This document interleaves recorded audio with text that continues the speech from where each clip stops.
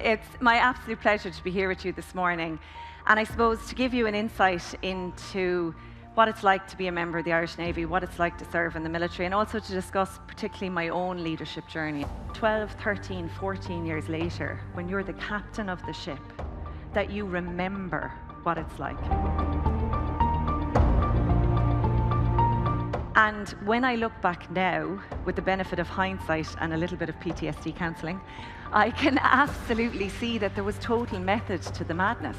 There's actually only a very small amount of depth that you can actually navigate the ship up. How important that is, that someone builds your confidence in a moment when you've got to step up. So you're the one who displays the values of the organisation. You're the one who's showing them what it is to be a leader.